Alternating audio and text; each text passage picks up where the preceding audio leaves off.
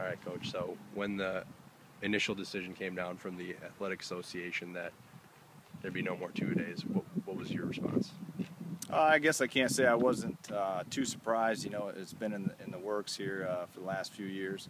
It was definitely an adjustment from a coaching standpoint, you know, and obviously from an athlete standpoint too. You know, it seems like you're losing a lot of practice time before that first game, so you feel like you need to cram everything into 3 hours, and you know, you get into that after 2 hours. You know, you got to be creative and come up with some things to keep the kids focused, keep their attention, you know, to keep them, you know, push through that you know, that third hour, because you know, you need it to get prepared. And you know, it's hard to believe next week we're going to be in the game week already. So you know, it's an adjustment for everybody involved. You know, it is what it is.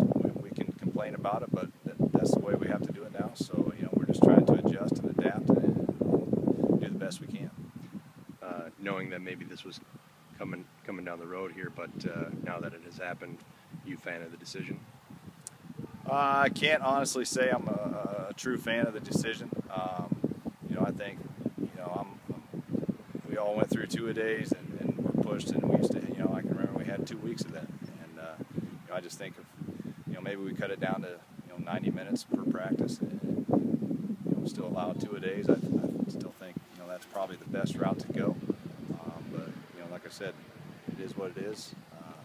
You know, we'll see what comes down the road in the future. Have you seen from your players kind of a, you know, obviously go through 2 days, players complain about the difficulty of it, but at the same time it's something that they can hold their heads high about once they complete 2-a-days, and it's always been something that goes hand in hand with football. So beyond being in 2-a-days, has it been a disappointment for the players not to be able to go through that, just like previous players have been?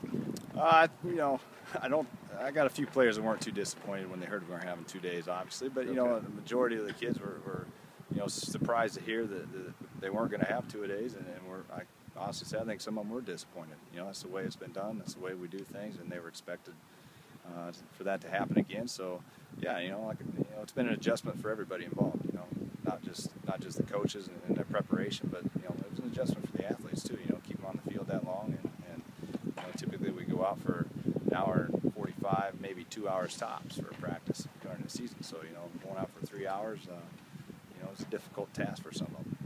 Talk about how you guys used to hold 2-a-days. Was it split up far along the day, or was there a brief break in between at some point? We would go early mornings, go about 7 o'clock to 9, and then we'd give them a break and come back. Depending on the heat, you know, we'd go later in the day.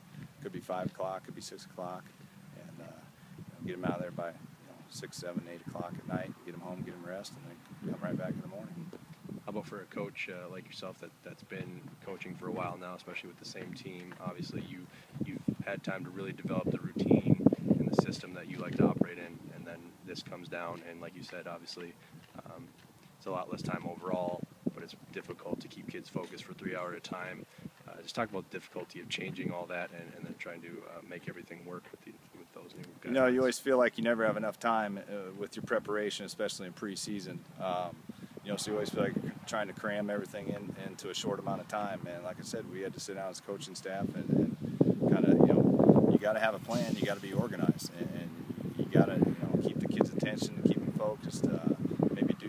Maybe slow it down a little more that last hour than you'd like to, but you need to, you know, maybe you're getting some mental reps, some walkthrough stuff. But you know, you got to use the full amount of time and you know, get as much preparation as you can. How about having to wait a little longer than usual previous years to have kids get in pads and get out there?